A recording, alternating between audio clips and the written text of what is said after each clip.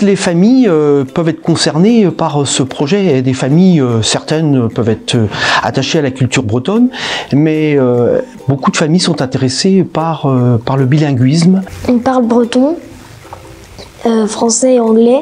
Des fois, moi, je parle un mot en anglais, un mot en breton et un mot en français dans la phrase.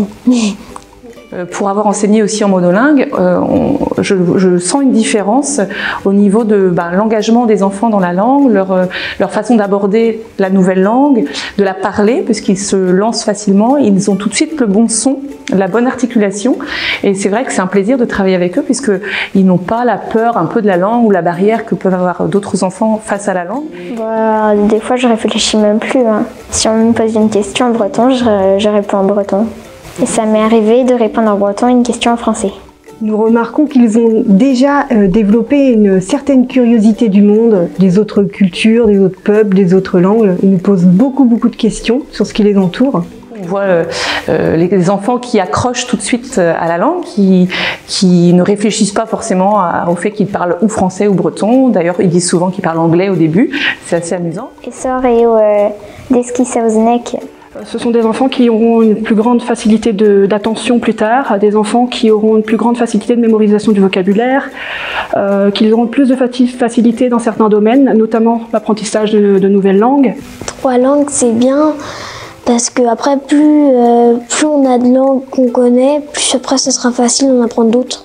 Concernant les devoirs, c'est vrai que c'était un point qui, personnellement, me posait question. Certains supports sont donnés dans les 2 langues, voire en français, de façon à ce que les parents puissent accompagner leurs enfants. Ce qui est amusant, c'est que l'enfant est capable de corriger ses parents qui prononcent mal, et c'est vrai que ça fait certaines situations très rigolotes, très amusantes à la maison. Après, c'est vrai que souvent les parents me font des retours, notamment au niveau des nombres, des couleurs. Ils me disent maintenant, quand ils comptent, c'est tout de suite en breton. Ça vient en premier en breton, mais bon, nous, et au fur et à mesure, ils apprennent avec eux, et puis ça vient naturellement dans la famille, petit à petit, évidemment. L'année dernière ou cette année aussi, on faisait on mélangeait toute la filière bretonne, et du coup, ça permettait que les plus grands apprennent un peu les bretons aussi aux plus petits. Par les projets que mènent les enseignants de la filière bilingue, il y a une dynamique qui se crée soit au sein de la filière ou soit entre la filière monolingue et la filière bilingue. Je pense que quand on choisit le bilinguisme pour un enfant, ça doit être un projet à long terme. Ça leur apportera d'autant plus au collège puis au lycée d'avoir cette langue.